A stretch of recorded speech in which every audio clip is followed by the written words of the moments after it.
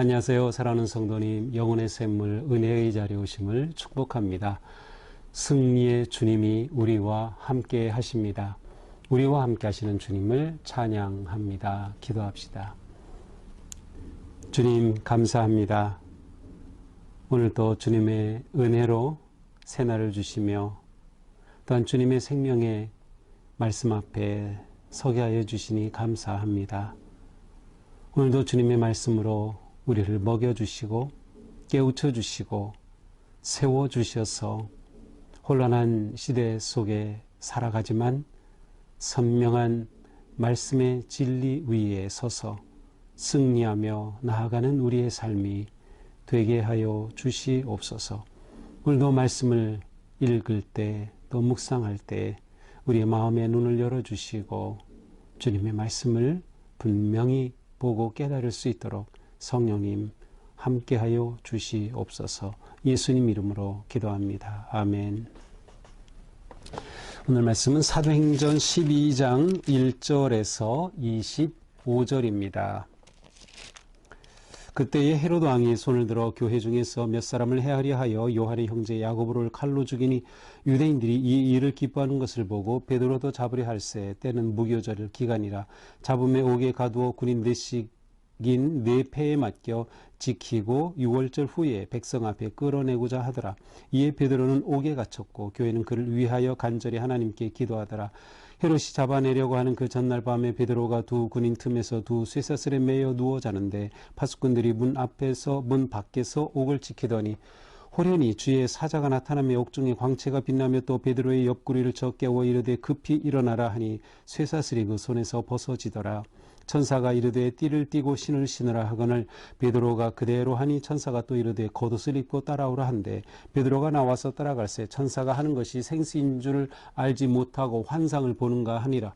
이에 첫째와 둘째 파수를 지나 시내로 통한 쇠문에 이르니 문이 저절로 열리는지라. 나와서 한 거리를 지나매 천사가 곧 떠나더라. 이에 베드로가 정신이 들어 이르되 내가 이제야 참으로 주께서 그의 천사를 보내어 나를 헤롯의 손과 유대 백성이 모든 기대에서 벗어나게 하신 줄 알겠노라 하여 깨닫고 마가라는 요한의 어머니 마리아의 집에 가니 여러 사람이 거기에 모여 기도하고 있더라.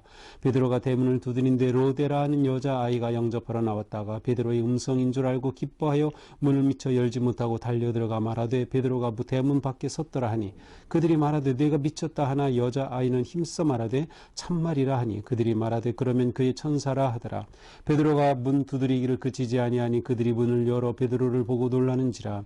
베드로가 그들에게 손짓하여 조용하게 하고 주께서 자기를 이끌어 옥에서 나오게 하던 일을 말하고 또 야고보와 형제들에게 이 말을 전하라 하고 떠나 다른 곳으로 가니라. 날이 새매 군인들은 베드로가 어떻게 되었는지 알지 못하여 적지 않게 소동하니 헤롯이 그를 찾아도 보지 못하며 파수꾼들을 신문하고 죽이라 명하니라. 헤롯이 유대를 떠나 가이사랴로 내려가서 머무니라. 헤롯이 두로와 시돈 사람들을 대단히 노여워하니 그들의 지방이 왕국에서 나는 양식을 먹는 까닭에 한마음으로 그에게 나와 왕의 침소 맡은 신하 블라스도를 설득하여 화목하기를 청한지라. 헤롯이 나를 택하여 왕복을 입고 단상에 앉아 백성에게 연설하니 백성들이 크게 부르되 이것은 신의 소리요 사람의 소리가 아니라 하거늘 헤롯이 영광을 하나님께 돌리지 아니하므로 주의 사자가 곧지니 벌레에게 먹혀 죽으니라. 하나님의 말씀을 흥황하여 더하더라. 바나바와 사울이 부조하는 일을 마치고 마가라 하는 요한을 데리고 예루살렘에서 돌아오니라. 아멘. 자, 이제 어제 앞에서는 이제 바나바와 바울의 손에 이제 예루살렘에 있는 교회를 부조하는 그러한 헌금을 담아서 장로들에게 보내는 그러한 이야기로 이제 끝나죠. 자, 어제 본문은 제가 이 묵상으로 나누진 않았는데요. 사실은 어제 그저께 본문에서 굉장히 중요한 사건들이 있어요. 그것은 이제 베드로가 이 고넬료와 관계된 일을 이제 예루살렘에 가서 거기서 이것을 보고하게 됩니다. 그런데 예루살렘에서는 베드로에게 이런 일이 있었다 하는 것을 듣고서 할례자들이 베드로를 비난하는 겁니다. 어떻게 유대인인 내가 이방인의 집에 가서 그럴 수 있느냐라고 하는 것이죠. 그러나 베드로는 와서 이것을 자세히 설명하고 그 모든 되어진 일을 이야기합니다. 하나님께서 그에게 어떻게 나타나셨는지, 어떻게 환상 가운데 말씀하셨는지, 그리고 실제로 고넬료의 집에 이르러서 그가 말씀을 전할 때 성령이 임하신 그 놀라운 사실, 이것이 굉장히 중요한 포인트예요. 그들에게도 성령이 임하셨다. 그래서 그들에게 세례를 베풀었다 하는 이야기를 전해주자 그들이 그렇구나 라고 하는 것을 받아들이게 됩니다. 따라서 베드로의 가치 전환, 베드로의 프레임의 변화가 바로 예루살렘에 있는 성도들에게 그대로 영향을 미칩니다. 지도자가 생각이 바뀌고 바르게 세워질 때 그를 따르는 그러한 사람들의 생각이 바뀌고 바르게 나아가는 그러한 모습을 보여주는 거죠. 또 다른 말을 쓴다면 꿈은 전염이 된다라고 할 수 있어요.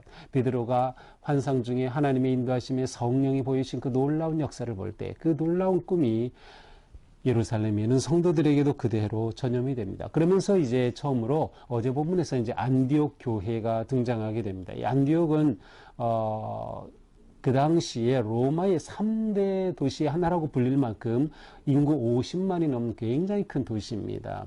바로 이곳에서 놀라운 복음의 역사가 일어나는 거고요. 그래서 이곳에서 처음으로 그리스도인이라고 하는 그러한 명칭이 생기게 되었고, 이것은 물론 존경받는 그러한 표현이라기보다는 저 사람들 누구야?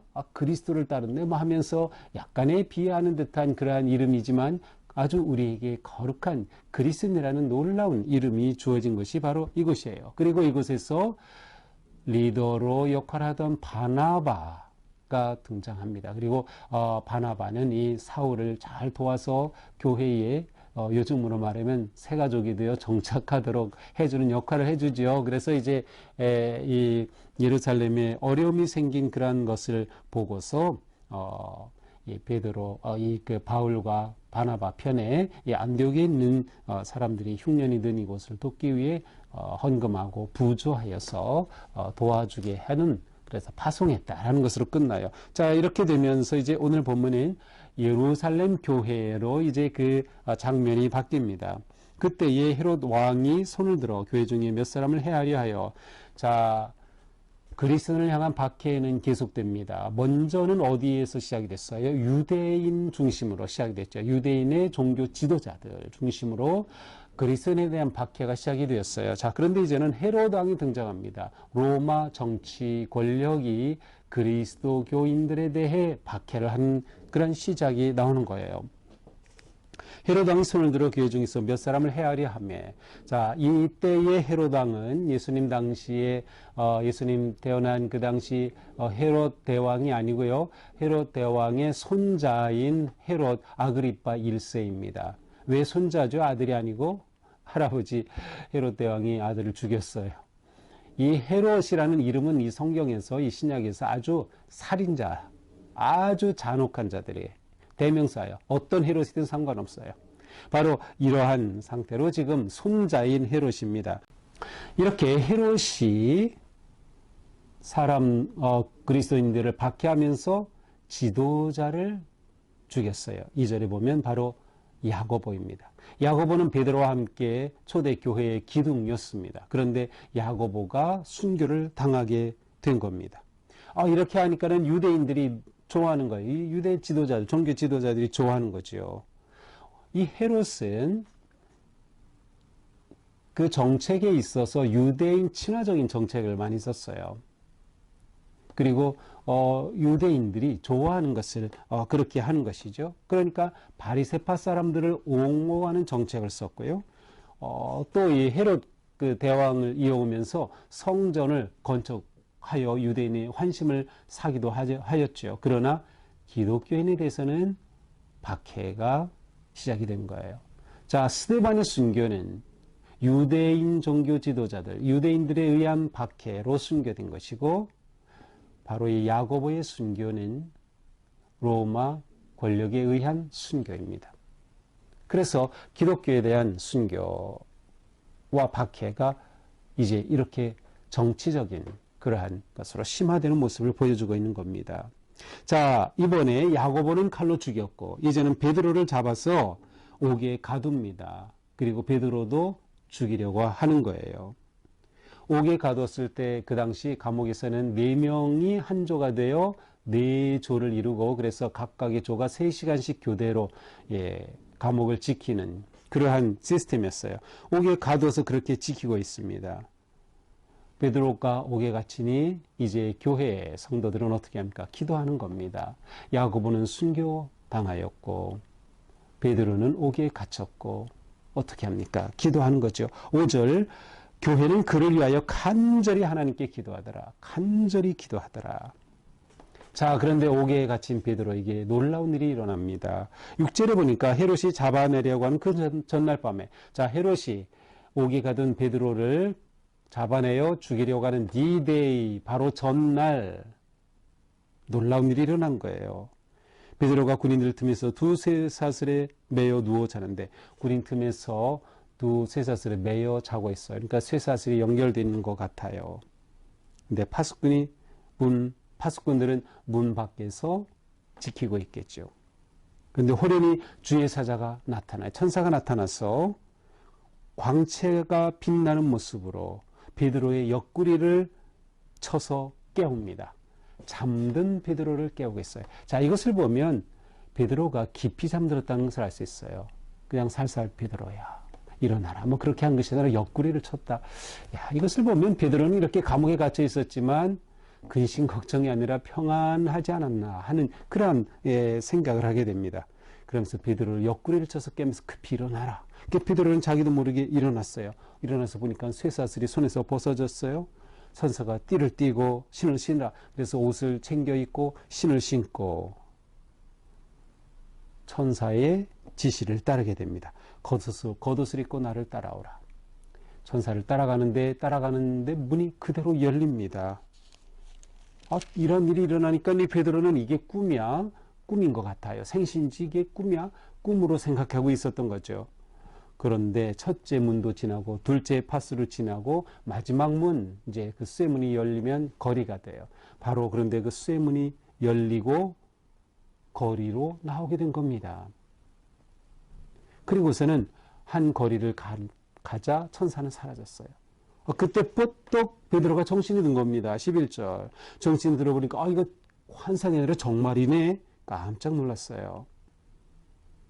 그러면서 그는 이렇게 속으로 말하죠. 주께서 천사를 보내어 나를 헤롯의 손과 유대 백성의 모든 기대에서 벗어나게 하신 줄 알겠노라. 야, 주님께서 천사를 보내어 나를 이렇게 구해 주신 거구나. 그래서 베드로는 감옥에서 나와 어디로 갑니까? 마가의 다락방. 그렇죠. 마가 요한의 집. 여기서는 마가 요한의 어머니 마리아의 집이라고 되어 있어요. 그렇게 12절에 보니 그렇게 가서 보니 사람들이 뭐하고 있어요? 성도들이 기도하고 있는 겁니다. 열심히 기도하고 있어요. 그래서 문을 두드립니다. 내가 왔어요. 문을 두드려요.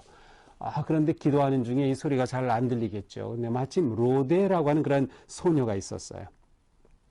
이 소녀가 이 소리를 듣고 와서 보니까 베드로가 있는 겁니다. 깜짝 놀라서 베드로는 문 밖에 서 있는데 문을 열어서 베드로를 맞아들이기 전에 너무나도 좋으니까 가서 사람들에게 말합니다. 보십시오.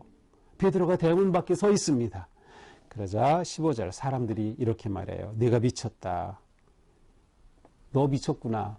그렇지만 여자아이는 정말입니다. 정말입니다. 그러자 그렇다면 그건 베드로가 아니고 그의 천사다. 베드로의 수호천사다. 이렇게 말하는 거예요. 그때 베드로는 계속 문을 두드리는 거예요. 그 문을 두드리는 소리 사람들이 드디어 듣고 정말 나가 보니 베드로가 있는 겁니다. 놀라운 일이죠. 자, 베드로는 감옥에서 나와서 마가의 다락방으로 찾아갑니다. 그들에게는 기도 장소가 있었고요. 모임의 장소가 있었습니다. 이거 굉장히 중요합니다. 사람은 공간과 시간의 존재입니다. 공간은 이게 너무나도 중요합니다. 그래서 우리가 예배드리는 예배 장소, 이 공간 굉장히 중요한 거예요. 우리가 함께 모이는 공간 너무나도 중요한 겁니다. 요즘 교회가 건물만 짓고 뭐 그런다고 하는데 건물만 짓는 교회가 어디 있습니까? 교회를 뭐 화려하게 짓는다고요? 물론 그런 교회도 뭐 대형 교회 가운데 있긴 있겠지만, 그러나 공간이 너무나도 중요한 겁니다. 그러니까 우리가 예배, 신앙, 사회생활하는 모든 과정에서 시간과 공간이 우리에게 너무 더 중요하기 때문에 바로 마가의 다락방에 베드로가 찾아간 거고, 성도들은 그곳에서 모여 있었던 거예요. 그곳은 또한 성령 강림의 현장이기도 하잖아요. 그들에겐 그것이 너무나도 중요했습니다. 하지만 하나님의 뜻은 그곳에 모여 있는 것이 자체가 뜻이 아니에요. 그곳에 모여 기도하고 예배하고 흩어지는 게 하나님의 뜻인 거죠. 이것이 중요한 포인트입니다. 그래서 스데반의 박해 순교를 통해 흩어지게 되는 거죠. 그리고 베드로가 지금 이방 사람들에게도 가서 복음을 전하게 되고 성령이 임하는 것을 보고 세례도 베풀게 되고, 이제는 감옥에 갇혔지만 하나님께서 그를 구해주시고 다시금 이 기도의 자리로 오게 해주시는 거죠. 자, 그런데 이 사람들은 로데가, 이 소녀가 베드로가 왔다라고 할 때 믿질 않았어요. 그래서 저 한편 이런 생각도 해봤어요. 아니, 이분들은 무슨 기도를 했을까? 베드로가 무사히 나오게 해주세요, 기도하지 않았을까? 그런데 베드로가 나왔다는데 믿지를 못하는 거죠. 그래서 참 저도 한편으로는 우리가 기도를 하지만 정말 우리의 기도 가운데 응답하시는 하나님은 우리의 생각과 상식을 넘어서 응답하시는 하나님. 그래서 우리는 하나님이란 역사에 대해 좀 열려 있고 기대하고 소망하는 그러한 마음이 우리에게 부족하지 않은가 하는 생각을 한편 해보기도 합니다. 자, 이렇게 해서 베드로를 맞이 얼마나 좋습니까? 그래서 베드로를 맞아 드리게 됐죠. 그리고 베드로는 그들에게 일어난 이 모든 일을 설명해 줍니다. 이제 날이 밝았습니다. 감옥에서는 큰일 났죠. 베드로가 사라졌으니 말이죠. 소동이 일어났습니다. 베드로를 찾지만 찾을 수가 없어요. 그렇게 되니 어떻게 합니까? 19절, 헤롯이 찾지 못하며 파수꾼들을 신문하고 죽이라 하니 헤롯 또 죽여요. 아주 잔인한 사람이에요. 파수꾼들을 다 죽이게 됩니다. 자, 이후에 헤롯의 최후에 관한 말씀이 20절부터 25절입니다. 헤롯은 이제 가이사랴가 그곳에 총독 관저가 있었고요. 또 그곳에 별장도 있고 해요. 아주 좋은 항구 도시죠. 이제 그곳에서 통치를 하는데 북쪽에 있는 두로 시돈 사람들이 들에 대해서 노여워했어요. 왜냐하면 지금 아마도 굉장히 경제적으로 어려운 상황, 뭐 흉년이 왔든지 그런 것 같은데 그 북쪽에 있는 사람들이 이 가이사랴 항구를 통해서 물자를 공급받고 이 로마의 왕국에서 나는 양식으로 그들이 산다는 말을 듣고 화가 난 거예요. 그래서 아마도 무역전쟁처럼 그들에게 관세를 부여한다든지 뭔가 이런 조치를 취하려는 것 같습니다. 그렇게 되자 블라스도라고 하는 신하를 이 사람들이 설득해서 좀 어떻게 해달라고 한 거죠. 그렇게 되자 21절에 보니까 아마도 이 헤롯은 이 문제를 풀어가면서 자기의 어떤 정치 업적으로 내세운 것 같아요. 그래서 사람들 앞에서 연설을 하기 시작합니다. 그 연설을 듣고 사람들은 또 신의 소리다, 사람의 소리가 아니다, 막 이렇게 그를 부추깁니다. 그러나 이처럼 헤롯이 하나님 앞에서 교만하고 사악하고 잔인한 그 헤롯이 하나님의 심판을 받아 죽게 됩니다. 23절, 하나님께 영광을 돌리지 아니하므로 주의 사자가 치니 곧 벌레에 먹혀 죽으니라. 아마도 어떠한 그 극심한 갑작스러운 어떤 바이러스 감염으로 죽은 것 같습니다.